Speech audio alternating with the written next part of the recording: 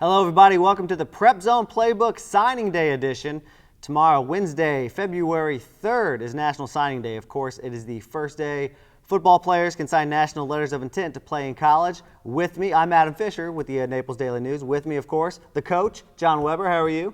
Very good, Adam. It's been a long time at Immokalee, and you had some really good teams. A lot of guys go D1. Just what are some of your experiences in signing day? Well, you know, to me, signing day is the second most exciting day of the season. Opening day of practice and signing day. If you've got kids that are signing, it is so intriguing to see those guys up there and signing papers, whether they're going D1 or D2 or D3. It's just a great day for those kids. And it's a big celebration, whether you're a big-time recruiter, like I said, D2, D3, the schools love to celebrate these guys. So let's get into it. Around Collier County and South Lee County, we have 10 signing ceremonies tomorrow. The Naples Daily News will be at 35 kids signing, of course, not just football, but some other sports. But let's take a look at football. Got 24 football kids right now. Could have a few last-minute ones, but the big ones are at Naples High School. We got Tyler Bird, who is a defensive back who is right now committed to Miami. Carlin Filsamy, who is a running back. He's committed to Tennessee. You cover Naples a lot. You saw him a lot this year. What do you think of those two guys? Well, those are two great players.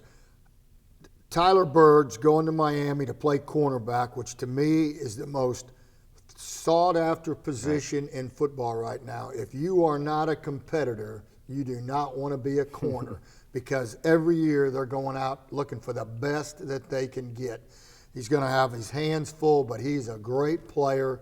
Bill's done a great job with 7 guys signing. Right. The running back going to Tennessee, I think it's the most improved program in the SEC. You look at their schedule last year, they don't lose 2 early games that they should have won. They're right in the hunt.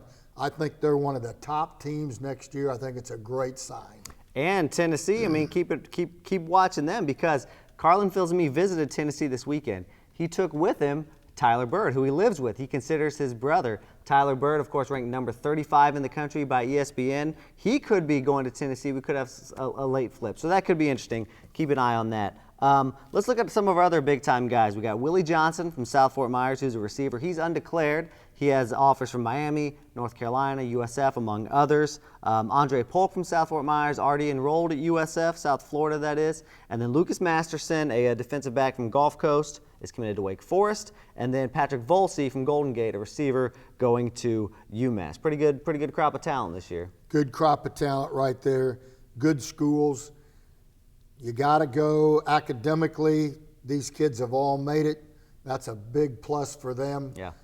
Going to Wake Forest, good academic school, got a chance to play. Yeah, I will say keep an eye on South Fort Myers. Willie Johnson, as I said, the receiver. He's the only one we don't know who he's going to. There could be some,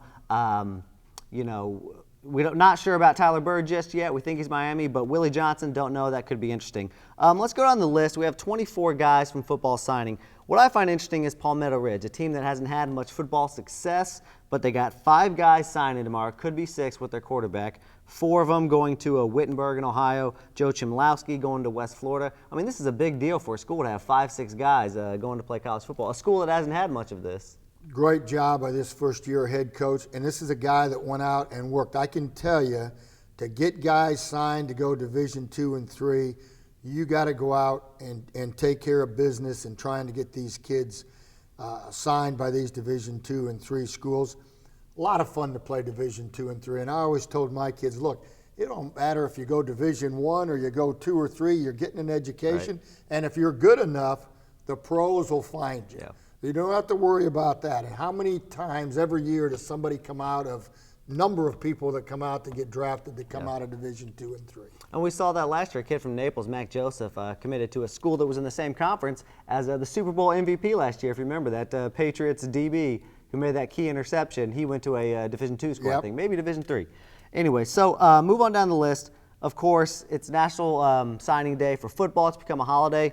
But there are other sports as well. Any sport here can sign. We have a total of 7 other athletes going Division I in other sports. I'll run them down real quick. We got Mark Kaufers from Barron Collier, baseball, going to Mississippi State. 2 soccer players from Naples going to Villanova, Jack Gillum, Riley Standriff. Taylor Griffin from Palmetto Ridge Soccer going to South Florida.